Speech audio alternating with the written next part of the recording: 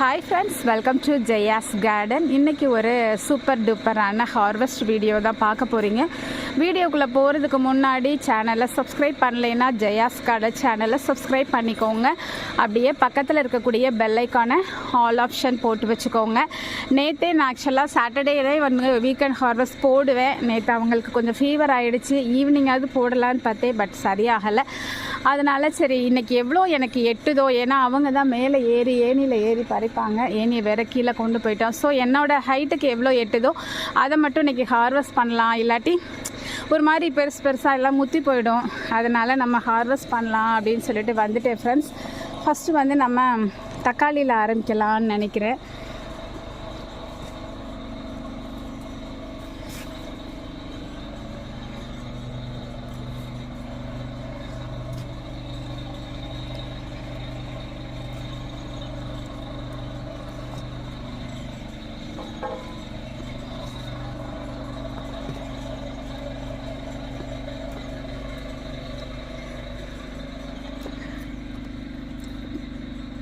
எங்கெல்லாம் கிடக்குது பாருங்கள் ஃப்ரெண்ட்ஸ். நான் தக்காளி வந்து ஃபுல்லாக பறிச்சிட்டு அதுக்கப்புறம் உங்களுக்கு காமிக்கிறேன். நிறைய கிடக்குறாங்க. ஒவ்வொன்றையும் பறிக்கிறத ஃபுல்லாக நான் ஹார்வெஸ்ட் காமிச்சேன் அப்படின்னா ½ தாண்டி போயிடும். ஸோ அதனால் நான் வந்து பறித்து முடிச்சுட்டு உங்களுக்கு காமிக்கிறேன். நிறையவே இருக்காங்க பாருங்கள். இது செரி டொமேட்டோங்க.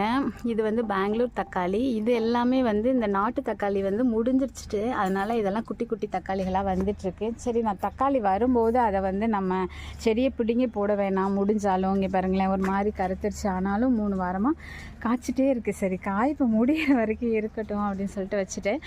ஓகே, இப்போ 3 விதமான தக்காளி நம்ம வந்து அறுவடை பண்ணியிருக்கோம். அடுத்து நம்ம என்ன அறுவடை பண்ண போகிறோன்னா, எல்லாருக்கும் ரொம்ப பிடிச்ச நெய் மிளகாய். இது வந்து நல்லா ரெட்டாக இருக்கிறது மட்டும் நம்ம ஹார்வெஸ்ட் பண்ண போகிறோம். இதில் என்னென்னா, இப்படி ஒரு கைட்டு ஹார்வெஸ்ட் பண்ணும்போது கை பயங்கரமாக எரியுங்க. யாராவது வீடியோ எடுத்து இன்னொருத்தங்க அறுவடை பண்ணால் கூட 2 கைட்டு வெட்டி எடுக்கும்போது காம்பில் மட்டும் கை வச்சு எடுக்கலாம். ஒரு 18 மிளகாய் கிட்ட பறிச்சிருக்கேன்னு நினைக்கிறேங்க.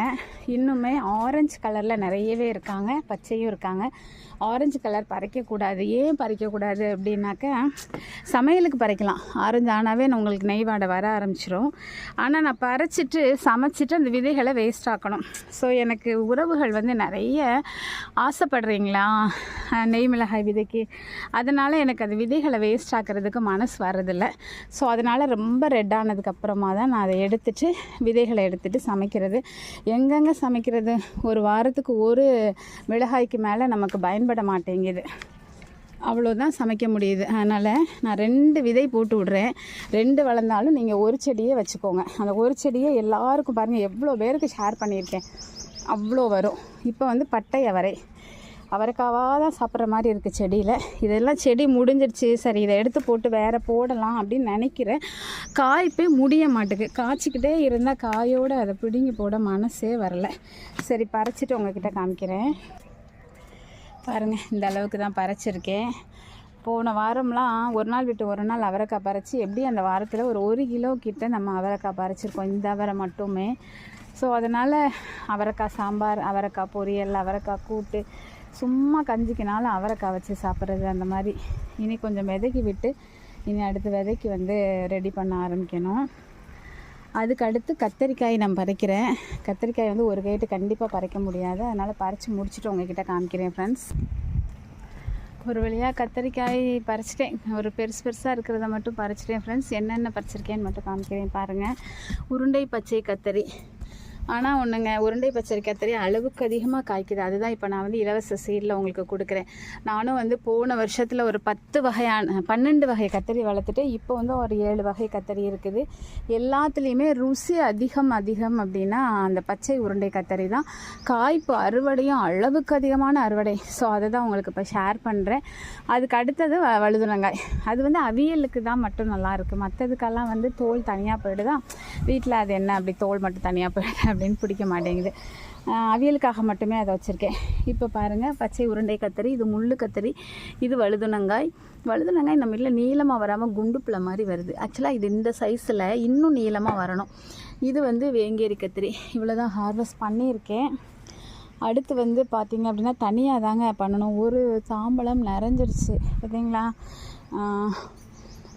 இன்னும் என்னெல்லாம் இருக்குது அப்படின்னா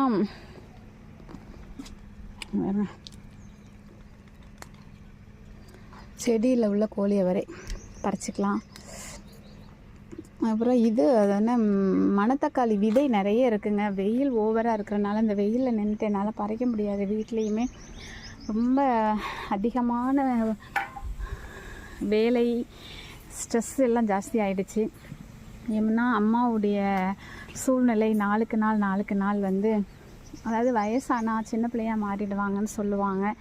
வயசானவங்களுக்கு பணிவிடை செய்கிறதுங்கிறது ரொம்ப ஈஸிங்கிறத விட மனதார நம்ம செஞ்சிடலாம். ஆனால் அவங்க வந்து அந்த சின்ன பிள்ளைத்தனமாக பண்ணக்கூடிய அந்த சூழ்நிலைகளை சமாளிக்கிறதுக்கு தெரிலங்க. ரொம்ப ரொம்ப கஷ்டமான சூழல் தான் ஓடிக்கிட்டு இருக்கு வீட்டில். சரிங்க, அடுத்து நம்ம வந்து இந்த மூக்குத்தி அவரையை பறிச்சுக்கலாம். குண்டாக ஆகிட்டாங்க. ஆனாலுமே அந்த குண்டாக இருக்கிறனால விதைகளை சமைக்காமல் அந்த மேலே உள்ளதை மட்டும் சமைக்கும்போது ருசி நல்லா தான் இருக்குது. ஓகே, நான் முதல்ல அதை அறுவடை பண்ணிக்கிறேன். பிச்சு எடுத்துகிட்டு ஓரளவு 8:30 வரைக்கும் பறிச்சிருக்கிறேன் ஃப்ரெண்ட்ஸ். இங்கே பாருங்களேன், நிறைய அதுக்குள்ளுக்குள்ளே வந்து நிறைய இது கிடக்குது ஃப்ரெண்ட்ஸ். அது என்ன பூனைக்காளி அவரையும் கொஞ்சம் எட்டாமல் கிடக்குது. அது மாதிரி இது அது என்ன மூக்குத்தி அவரை நிறைய கிடக்குது. அப்புறம் இவங்கள நம்மளால் டச்சே பண்ண முடியாது, சிறகு அவரை. அதனால் நான் அதை அப்படியே விட்டுட்டேன். அது மாதிரி கோழி அவரையும் இந்த வாரம் பறிக்க முடியாது. ஏன்னா கோழி அவரை எல்லாமே வந்து ரொம்ப ஹைட்டில் தான் இருக்குது, விதைகளும் இருக்காங்க. அதுக்கப்புறம் என்னால் பறிக்க முடியாதது என்ன அப்படின்னா, இங்கே பாருங்கள் பீக்கங்காய். எப்படி பறிக்கிறதுனே தெரியல ஃப்ரெண்ட்ஸ். ஒன்று கிடக்குது. மற்றபடி எனக்கு கைக்கு எட்டுன வரைக்கும் பறிச்சிட்டேன். இன்னும் நிறைய இருக்குது. ஆனால் இருக்கிற சூழ்நிலைக்கு எவ்வளோத்த சாப்பிட்றது, எப்படி இப்போ சமைக்கிறது ஒன்றும் புரியலை. அது மாதிரி பச்சை மிளகாயெல்லாம் பறித்து வைக்கிறது இல்லை ஃப்ரெண்ட்ஸ். இங்கே பாருங்களேன் எவ்வளோ கிடக்குதுன்னு. டெய்லியுமே வேணுங்கிறப்ப ஓடி வந்து பறிச்சிட்டு அது சட்னியெல்லாம் வந்து இதில் வச்சோம்னா எனக்கு பச்சை மிளகா, சாதாரண பச்சை மிளகா, இந்த மிளகாயெல்லாம் பிடிக்காமல் போயிடுச்சு. அதனால் இந்த மிளகாவெல்லாம் பறிக்கிறதே விட்டுட்டேன். பறிச்சாலும் அப்படியே கிடக்குது ஃப்ரெண்ட்ஸ், வேஸ்ட்டாக. நமக்கு வந்து என்றைக்கு காந்தாரி மிளகாய் சாப்பிட ஆரம்பித்தோமோ அதுக்கப்புறம் வந்து வேறு எந்த மிளகாயுமே பிடிக்காமல் போயிடுச்சு ஃப்ரெண்ட்ஸ். ஓகேங்களா. இப்போ பாருங்கள், பூனைக்காளி அவரை பறிச்சிருக்கேன்னா, முருங்கைக்கீரை கொஞ்சோண்டு அகத்திக்கீரை பறிச்சிருக்கேன். எதுக்காகனா இன்றைக்கி முருங்கைக்கீரை பொரியல் வைக்கலாம். முருங்கைக்கீரையும் அகத்திக்கீரையும் போட்டு பொரியல் வச்சா ரொம்ப டேஸ்ட்டாக இருக்கும். ஸோ அந்த பொரியல் தான் வைக்க போகிறேன். இப்போ நம்ம என்னென்ன காய், பூனைக்காளி அவரே பாருங்களேன் எவ்வளோ நல்லா வாடினதுக்கப்புறம் பறிச்சா அதனுடைய எங்கே இருங்க விதை இப்படி இருக்குது. இப்போ நான் வந்து அந்த அவரையை வந்து சமைக்க எனக்கு விருப்பம் இல்லை. இப்படி பயிராக ஆனதுக்கப்புறம் பயிரை வெட்டி போட்டு பொரியல் வைக்கவோ இல்லை ஏதோ ஒரு சிங்கிள் ரைஸோ செஞ்சு சாப்பிட்டோன்னா நல்லாயிருக்கும்ல. அதனால் அந்த மாதிரி எவ்வளோ இருக்குன்னு பாருங்களேன். இன்னும் நிறைய மேலே கிடக்குது. சரி, அவங்களுக்கு ஃபீவர் சரியானதுக்கப்புறம் பறிச்சிக்கலான்னு சொல்லிட்டு விட்டுட்டேன். அது மாதிரி ஒரு தம்பட்டை அவரை, ஒரே ஒரு காராமணி தான் பறித்தேன். மிச்சதெல்லாம் ரொம்ப பிஞ்சாக இருக்குது. ஸோ இன்றைக்கி பறிச்சிருக்க காய்கறி பாருங்கள். கோழி அவரை வந்து செடியில் தான் பறித்தேன். கொடி வந்து எனக்கு எட்டலை. செரி டொமேட்டோ, பெங்களூர் தக்காளி, நாட்டு தக்காளி, அதுக்கப்புறம் காராமணி, சிவப்பு காராமணி லாங்கு, பச்சை உருண்டை கத்தரி, வழுதுனங்காய், அப்புறம் முள்ளு கத்தரி, சாதாரண அவரை, பட்டை அவரையில் வந்து செடியில் பறித்தது, அப்புறம் மூக்குத்தி அவரை, அப்புறம் சாதாரண பச்சை மிளகாய், வேங்கேரி கத்திரி, நெய் மிளகாய், அப்புறம் வழுதுனங்காய். இவ்வளோ தான் பறிச்சிருக்கேன், இவ்வளோ தான் எட்டுது. அப்புறம் பூனைக்காளி அவரை, முருங்கைக்கீரை, அதுக்கப்புறம் அகத்திக்கீரை. இவ்வளோ தான் நம்முடைய இன்றைய ஹார்வெஸ்ட்டுங்க. உங்களுக்கு இந்த வீடியோ பிடிச்சிருக்குதா? இதே மாதிரி நீங்களும் ஆர்வமாக எல்லாம் பண்ணணும்னு ஆசைப்பட்றீங்களா? கண்டிப்பாக மாடி தோட்டம் வைங்க, இது சாத்தியம். இவ்வளோ பனி சுமை தலைக்கு மேலே தாங்க முடியாத அளவுக்கு, என்ன சொல்கிறது, அவ்வளோ பனி சுமை வந்து இருக்குது. மனநிலையும் அந்த அளவுக்கு ஃப்ரீயாக இல்லாத மாதிரி வீட்டோட சூழ்நிலை மாறிடுச்சு. ஆனாலும் கூட என்னால் இதை சாத்தியப்படுத்த முடியும் பொழுது உங்களாலையும் சாத்தியப்படுத்த முடியும் அப்படிங்கிறதுக்காக தான் நான் அந்த பனி சுமை அப்படின்னு சொல்கிறேன். மற்றபடி எல்லாத்தையுமே கடந்து வந்து தானங்க ஆகணும். பெற்றவங்க நம்மளை வந்து பார்த்தாங்க சின்ன பிள்ளைல அப்படிங்கிறப்ப, இப்போ அவங்களுடைய கடைசி காலத்தில் நம்மளும் பார்த்து தானே ஆகணும். 86 வயசு அப்படிங்கிறப்ப சரி என்ன பண்ணுறது, எல்லாத்தையும் கடந்து வருவோம். அப்போ கையோட கொஞ்சோண்டு டீ போட்டு குடிப்போம் அப்படின்னு சொல்லிட்டு கொஞ்சம் செம்பருத்தி இலைகள் பறிச்சிக்கிட்டேன். சரி, இன்னும் இது கிடக்கு, கோவக்காய் கிடக்குது. ஆனால் ஒரு 2 days அல்லது நாளைக்கு வந்து பறிச்சிக்கலாம். இன்றைக்கே பறித்தாலும் நிறைய காய் வரும்போது அது ஃப்ரிட்ஜ்லேயும் வைக்க முடியாது, வச்சாலும் வேஸ்ட்டு. அது எதுக்கு ஃப்ரிட்ஜில் வச்சுக்கிட்டு சாப்பிட்டுக்கிட்டு, அதனால் ஃப்ரிட்ஜில் வைக்கலை. அதுக்கப்புறம் இந்த கொய்யாக்காய் பாருங்களேன், பக்கத்து வீட்டு கொய்யா நிறைய கிடக்குது. அவங்க சொல்கிறாங்க இவ்வளோ காய் கிடக்கு, எங்களால் இந்த மரத்தை வெட்டவும் முடியல, இதை பராமரிக்கவும் முடியல, அதனால் நீங்கள் இந்த மரத்தை வெட்டிடுங்க உங்கள் வீட்டு பக்கம் குப்பையாக இருக்கிறத அப்படின்னு சொல்லி அவங்க சொல்கிறாங்க. ஆனால் இவ்வளோ காய்களோட ஒரு மரத்தை வெட்டலாமாங்க? இங்கே பாருங்கள், காய் கொள்ளையாக இந்த சைடு மட்டும் காய்ச்சிருக்கும், அந்த சைடு காய்ச்சிருக்காது. காரணம் என்ன? அது மாதிரி இங்கே உள்ள மாங்காவும் அப்படி தாங்க, இங்கே தான் காய்க்கும். காரணம் என்ன அப்படின்னா, நம்ம வந்து நிறைய ஸ்ப்ரே பண்ணுறோம் பார்த்தீங்களா, அது என்ன மீன் அமிலம் அதெல்லாம் ஸ்ப்ரே பண்ணும்போது பக்கத்து வீட்டுக்கும் போகும். ஸோ அதனால் இது நிறைய காய்க்குது. ஆனால் அவங்க அதை வந்து தண்ணியை ஊற்றுறதில்ல, அவங்க அது மாதிரி மெயின்டைனும் பண்ணல. மரங்கள் அவங்களுக்கு பிடிக்காது. அவங்க வந்தப்போயே ஆள் வச்சு வெட்ட போனாங்க. அப்போ நாங்கள் தான் சொன்னோம், மரங்கள்னால எங்களுக்கு எந்த டிஸ்டர்பன்ஸும் கிடையாது, இருக்கட்டும், நிறைய காய்க்கக்கூடியது அப்படி சொன்னோன்னே சரின்னு இப்போ எங்களுக்காக விட்டு வச்சுருக்காங்க. அவங்க அன்றைக்கி நேற்று கூட சொல்கிறாங்க, இவ்வளோ குப்பை அள்ளுறீங்க உங்கள் வீட்டுக்குள்ள எங்கள் மரத்தினால, அதனால் வெட்டணும்னா வெட்டிக்கோங்க சார், எங்களால் வெட்ட முடியல அப்படின்னு சொல்லி சொன்னாங்க. சேச்சா வேணாம், இதில் என்ன கஷ்டம் அப்படின்னு சொல்லிட்டு வெட்டலை. ஸோ இந்த நம்ம வீட்டு பக்கம் நின்று பறிக்கிற மாதிரி 2 கொய்யா காயாக கிடந்தது. இன்னும் நிறைய இருக்குது, அதுவுமே நம்மளால் சாப்பிட முடியாது, அவ்வளோ காய்க்கும் அது. ஸோ ஸ்கூல்லலாம் கொண்டு போய் எல்லாருக்கும் கொடுப்பேன், அந்தளவுக்கு காய்க்கும்.